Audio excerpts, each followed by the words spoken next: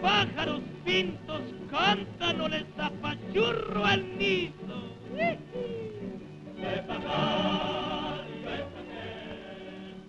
Hello! Hello! Hello. Are you Mr. Prado? Alvarado quiere un bizcocho. Alvarado quiere un bizcocho. I'm sorry. I don't understand Spanish. Mr. Atwell said...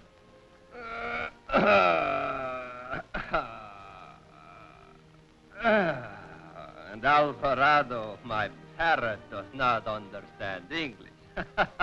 That makes you even, eh? Oh, you say Atwell? Senor Matthew Atwell? Yes. He's my father-in-law. That is, he will be. I'm Jerry Spencer. Miguel Ricardo Don Santos Prado at your service. Please to sit down. I'm down here on a visit. Mr. Atwell said to be sure to see you. Senor Atwell buys much coffee from me. Please to sit down.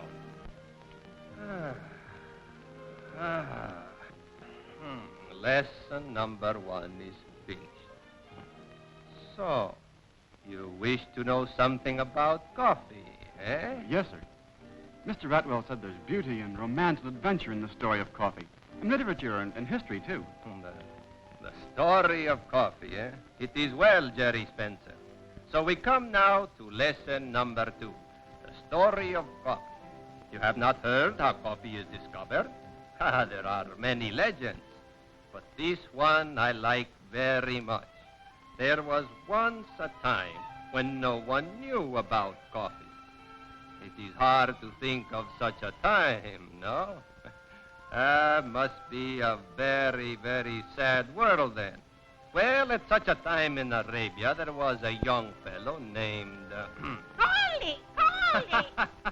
Caldi, see, who sat under a tree all day and watched a small bunch of goats. Oh, it was very unexciting until one day...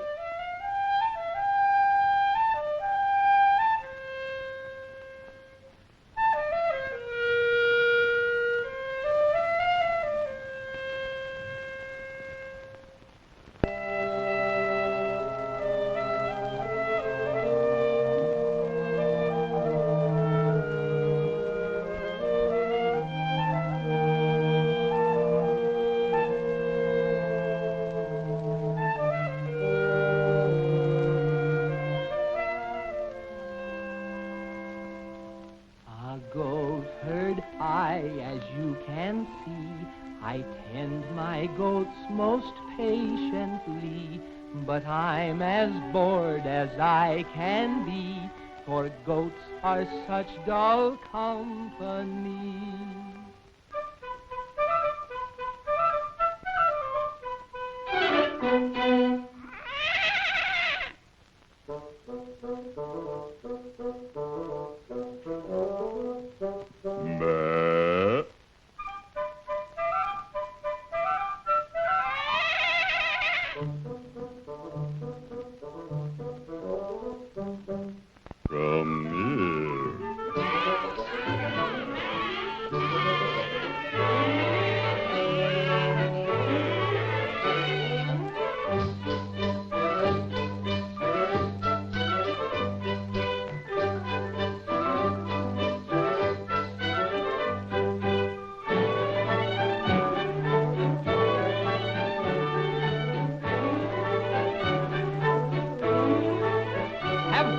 This uncoat-like prancing, how can I such conduct explain?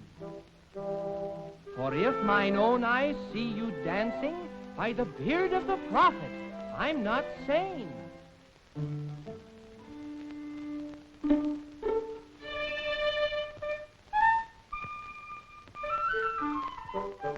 Do the cherries. Do the cherries. Do the cherries. Do the cherries. Up on the coffee tree. Up on the coffee tree. I ate them. We ate them. We ate them. and oh, they make me happy as can be.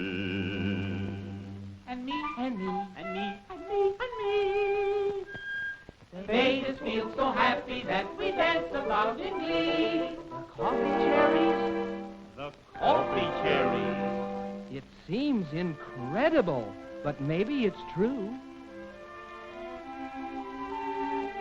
I'll try them myself. I'm feeling so blue. They may do for me what they've done for you.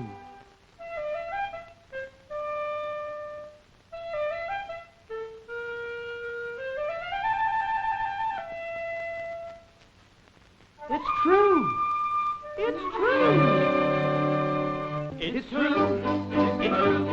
He ate the coffee cherry and it's true. It's true. It's true. It's true. It's true. He ate the coffee cherry and it's true. He ate the coffee cherries upon the coffee tree. He ate the coffee cherries. It's true as you can see. It's true. It's true. It's true. It's true. He ate the coffee cherries and it's true. It's true. It's true. It's true. It's true. He ate the coffee cherries and it's true.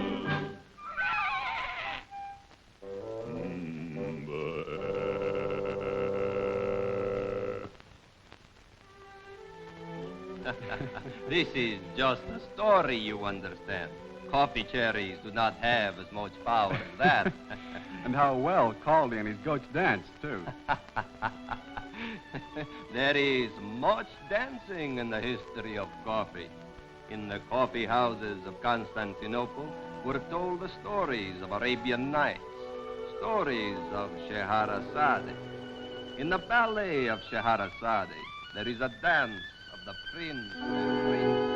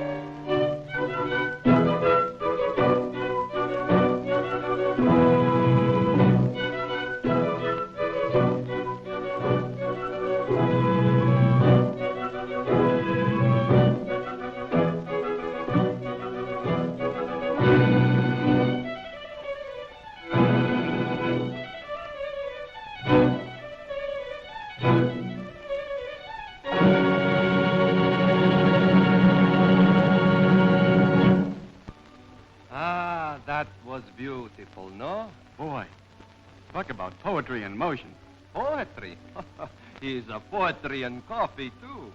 There was a time when we were like clubs, where big poets and writers came like Oliver Goldsmith and Samuel Johnson, and people of the theater like David Garrick and the great actress Mrs. Siddons, and other people listened while they talked. It must have been great times to sit around the big table and drink coffee and see great men and hear stories which the whole world would hear one day.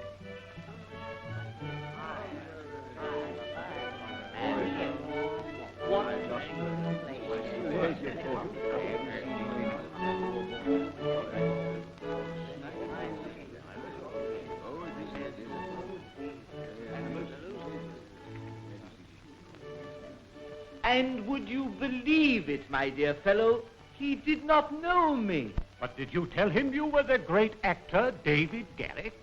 I bade him look upon me. There was no need for taking my name in vain. Here comes Dr. Johnson. Johnson. It's Samuel Johnson. Here comes Sam Johnson. And Boswell, as usual, at his heels. Gentlemen. Gentlemen.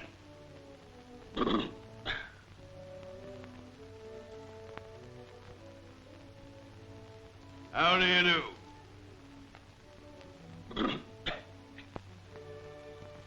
dear Oliver Goldsmith, I ask pardon for my tardiness. In truth, young Boswell here is much too good a listener. I had no mind of the time. Your apologies, my dear Johnson, fall on ears unheeding. I've scarce noticed your absence, what with sipping coffee so delicious, to say nothing of a free seat at a performance of the great Garrick yonder. And David is a pretty lad. 'Tis sad that where such beauty reigns, seems not a welcome place for brains.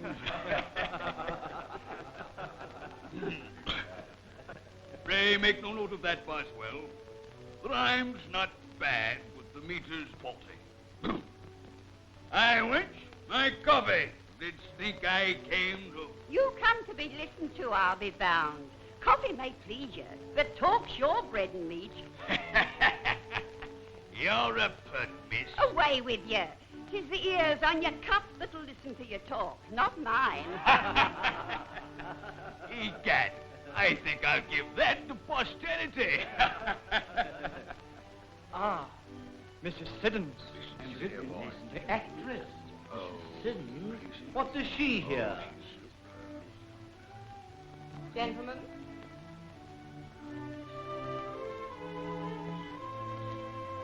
Gentlemen. Ah, my dear Mrs. Siddons, you do me too much honor to seek me out here. Samuel Johnson, you promised me a play. You'll not escape me in a coffee house. Siddons is no disdainer of coffee.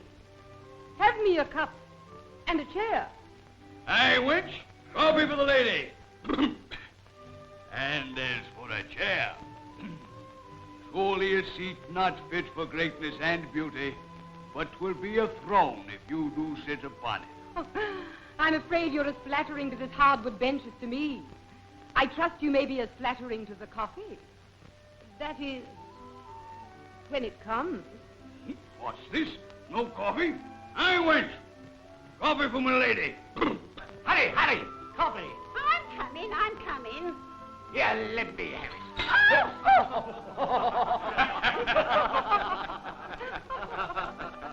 Egad, my lady, the poor girl has fallen before so much greatness and loveliness all in one person. 'Twas too much for her. La, Mr. Johnson.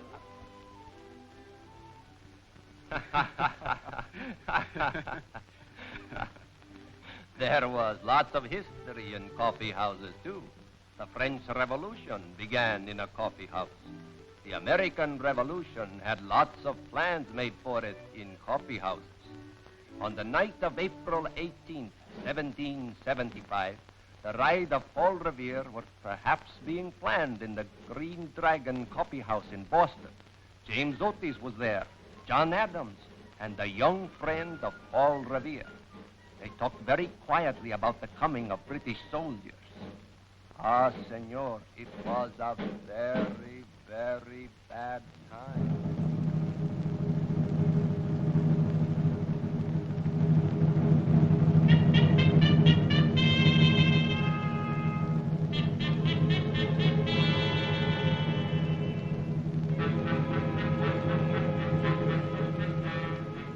Gentlemen, I have asked Paul Revere to meet us here tonight.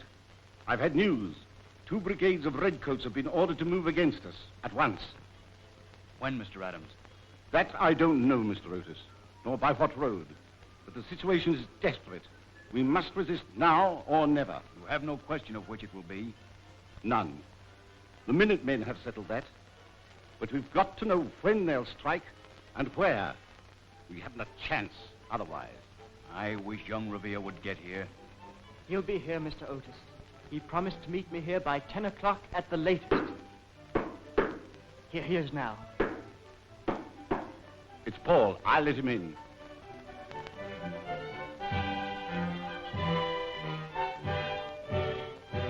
Paul! Thank heaven you've arrived.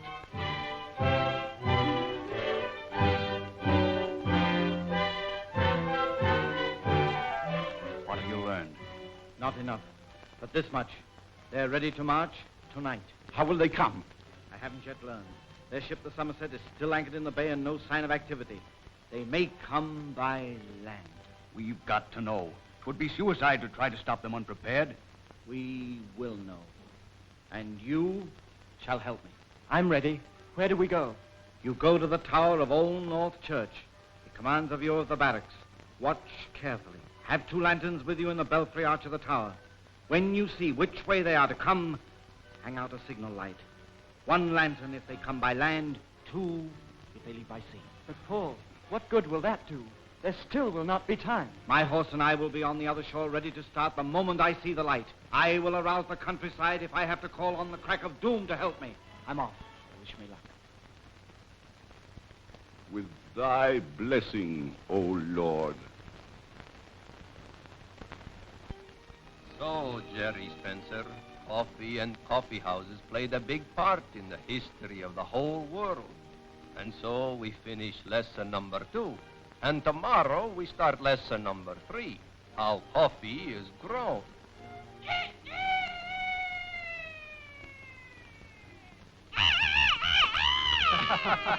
Dios mío, Alvarado say it will be tomorrow pretty quick. It is long past time for bed. Come, Jerry Spencer, mi amigo. We will leave the story of coffee until tomorrow. Now, the house is this way. Come.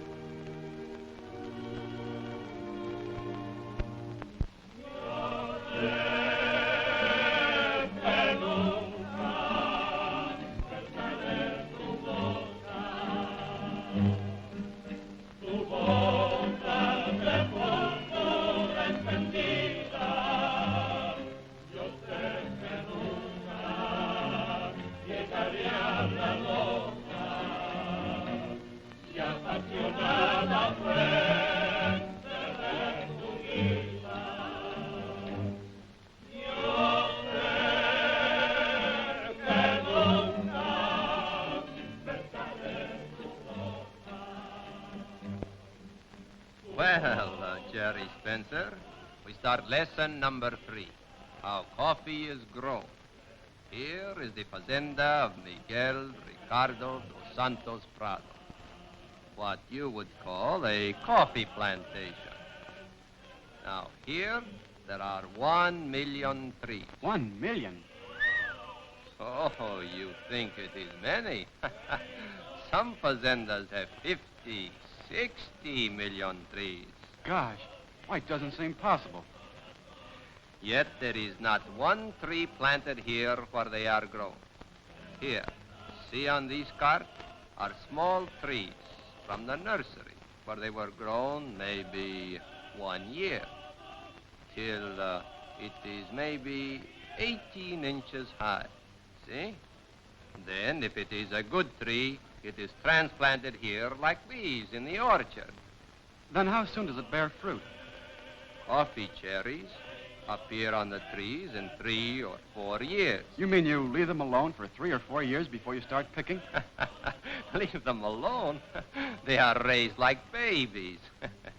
There must be no weeds. There must be all strong branches. There must not be too much sun. It takes lots of people lots of time till the trees produce, and cherries can be picked like these. So this is how coffee beans are picked. It is not a bean. It is a cherry. Cherry? Well, I thought you called them that as, well, sort of a grower's name. Oh, no, no. It is a cherry. Wait.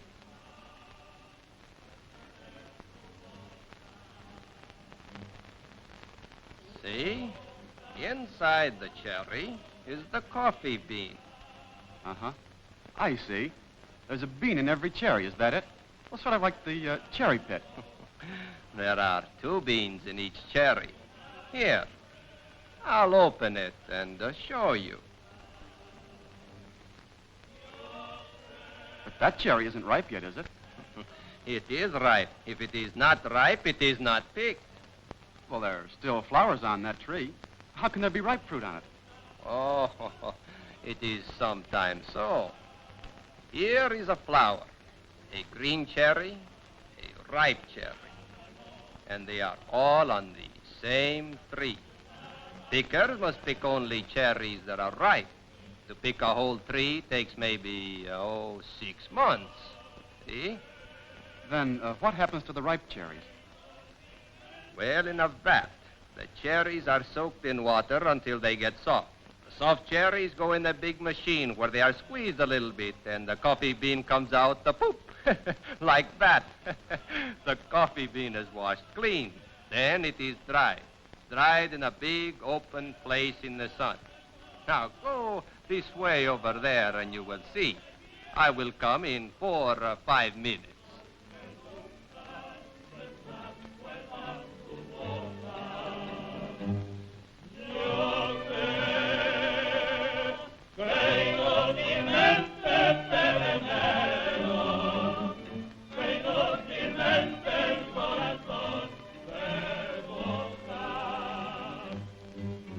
Cuidado, señor. No pise sobre los granos de café. Speaking to me, mister? Tonto idiota, le dije que no pise sobre los granos de café. Anda, fuera de aquí, anda. Fuera, fuera. ¿Qué le pasa? What is happening here? Perdóname, señor Miguel, pero le dije al americano que no pisara sobre los granos de café y no puso nada de atención. Quería pisar sobre los granos. What's it all about, anyway? He says to you, do not walk on the coffee. And right away you walk. It made him angry. And I thought he was calling to me. Sorry, mister. Bueno, muy bien. Adiós. Now, Jerry, over here we continue our lesson. Now you see, here the beans are dried. They must be turned over many, many times in the sun. It takes maybe 4, 6, or 8 days. And when the beans are dry, then are they ready for market? No, they are not quite ready yet. For, you see, the bean still has a coat like parchment. See? In the warehouse, it goes into a big machine where it is rubbed, and the parchment coat falls off. After this, the coffee must be cleaned, sorted, and in size and in grade. Then it is packed and is ready for market. So, Jerry Spencer, we finish lesson number 3, how coffee is grown. Now, in different places, it is grown different ways. It is picked different ways. It is dry, clean, sorted different ways. But in all ways, coffee makes lots of people happy. And it will make you happy, too, I think. Well, I hope so. It's certainly given me a pleasant visit here with you. What's that? Oh, that is the whistle of the riverboat, which tomorrow is to take you to Big Boat, which will take you home. You will like that, eh? Yes. But I'm going to miss you a lot, Miguel. Well, it's been marvelous, and someday soon I'm expecting to see you in New York. Oh, someday I will come. But when one leaves with coffee all of one's lifetime, he sees all of the world. For in all of the world is coffee. Adios, mi amigo.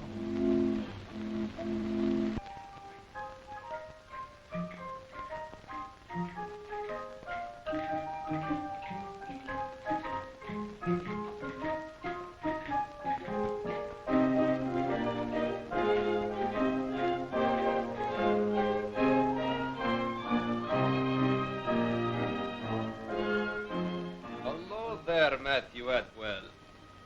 Hello, Miguel. I didn't know you came back with Jerry. I had to come back. I have to learn the lesson number 4. Lesson number 4? That is right. Number 1, 2, 3, Jerry has learned from Miguel. Lesson number 4, Miguel must learn from Matthew Atwell. Yes, of course. But what is lesson number 4? How coffee is blended, roasted, and packed. You will show Miguel, no? I will show Miguel, yes, by all means. Come on, And, may we come too, Mr. Atwell? Yes, Daddy, please. Eh, what? Hello, you two. For a minute, I thought it was... now, run along, you two. The plant's out that way.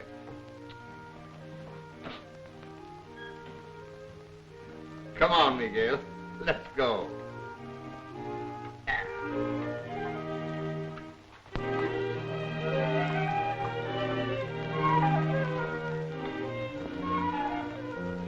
Green coffee starts on its last journey from this large storage room, where it is brought directly from the dock warehouses.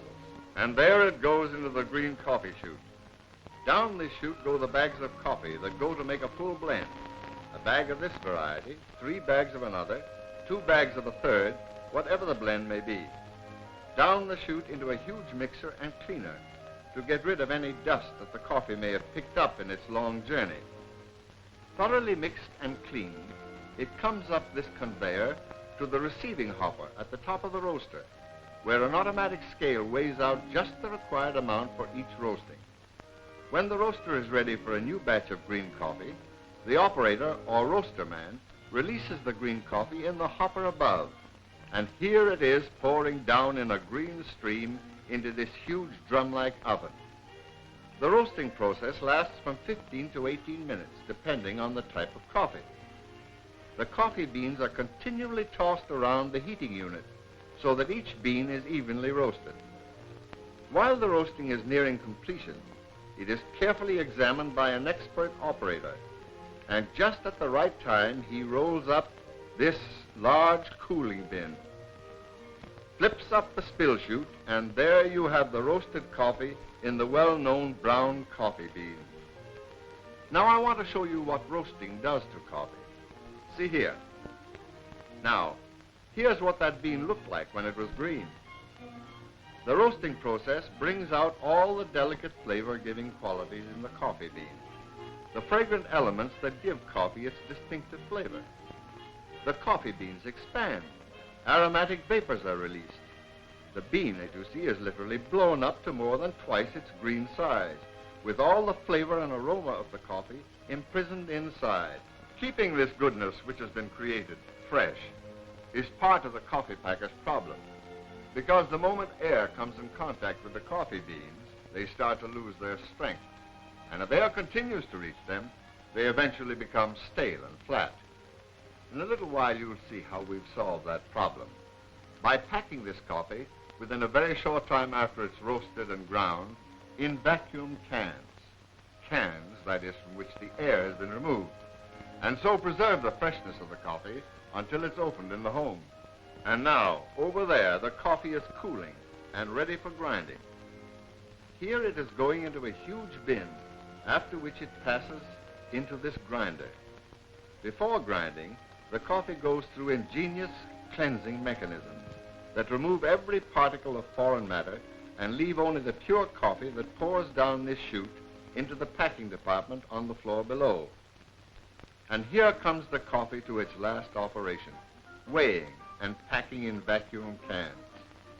No hands touch either can or coffee from the time the can starts its journey until it's filled, sealed, and ready for packing in cases. There go the cans, each filled with exactly the right amount of freshly ground coffee. Then out they go to make room for another batch of 4 cans, while the filled cans pass on to a clincher where the cover is loosely attached. And right here comes the very important contribution of modern science to the enjoyment of coffee: packing in vacuum cans. After the covers are put on, the can enters this chamber, and just before the cover is hermetically sealed onto the filled can, an ingenious suction device draws the air out of the can, leaving the freshly roasted coffee surrounded only by its own elements, and no air to rob it of its flavor and aroma. So here we come to the end of the coffee packing story, the end of lesson number 4, Miguel, with freshly roasted coffee still retaining all its delicious quality in a can that keeps it that way. Here, let me show you.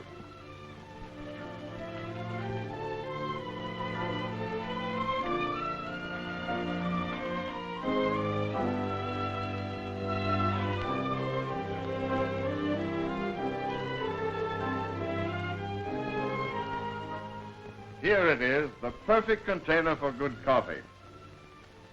Why, where have Don and Jerry gone? Maybe they have gone back to the office. I think maybe Jerry Spencer wonders if Matthew Atwell thinks he is good enough to be his son-in-law.